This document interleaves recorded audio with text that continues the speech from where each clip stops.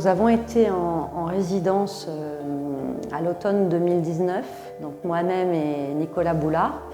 On travaillait en duo sur ce projet d'exposition qui s'est voulu dès le départ une lecture contemporaine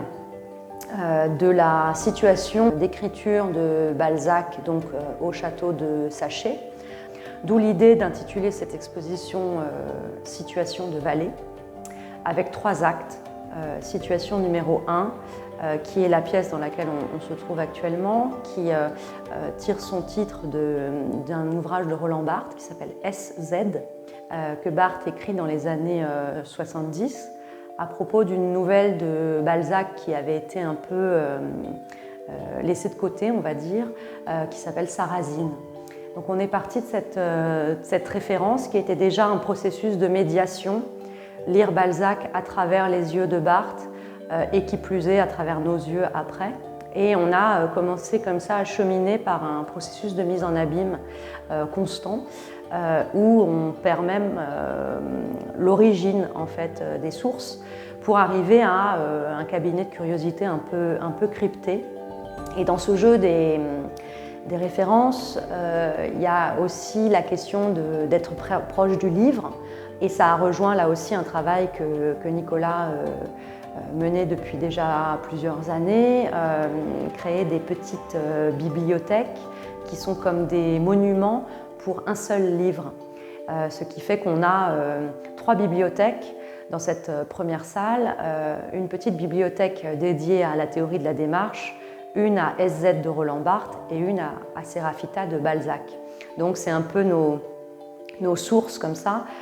On a aussi allé prélever, on va dire, nos références dans le Balzac un peu dissident,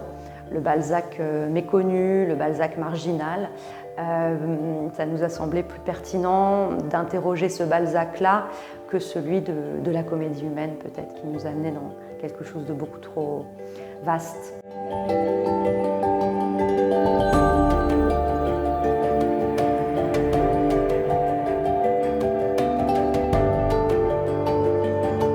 On a aussi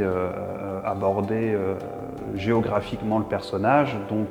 d'une part à travers la marche à pied que l'on a fait de Tours à Saché,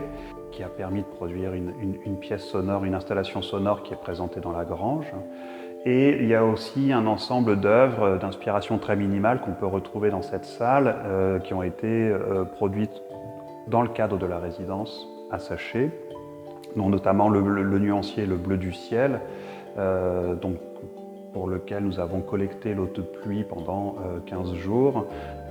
et qu'on a ensuite assemblé proportionnellement et mathématiquement avec de l'encre d'écriture. Il y a également des éléments paysagers, des indices qu'on a prélevés dans l'environnement de Saché, notamment l'arbre de Saché, donc qui est une photographie qui fait référence très directement à une photographie de Edward Steichen qu'il a faite, de la sculpture faite par Auguste Rodin pour le monument de Balzac. La Loire également, donc la Loire c'est un tableau qui peut avoir une apparence d'œuvre très minimale, mais qui pour moi est une œuvre paysagère, vraiment un tableau de paysage, puisqu'il s'agit de manière très brute, mais c'est de l'eau de la Loire mise sous verre. Se trouvait au château de Saché, qui était pour Balzac un espace d'écriture, un atelier, enfin, là où il produisait des textes, c'est quelque chose qui nous a fortement inspiré et qu'on retrouve dans certaines œuvres, donc que ce soit avec le nuancier écrire, dans lequel on voit un processus d'apparition ou disparition, enfin, d'effacement ou d'apparition d'une œuvre plastique, mais qui est aussi produite avec un matériau d'écriture, puisqu'il s'agit de l'encre assemblée avec de l'eau.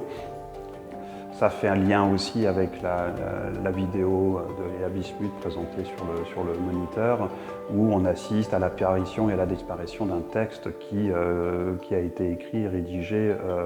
en lien direct avec le contexte d'une résidence d'artiste. Donc voilà, il y a un travail en train de se faire, un processus en train de se faire,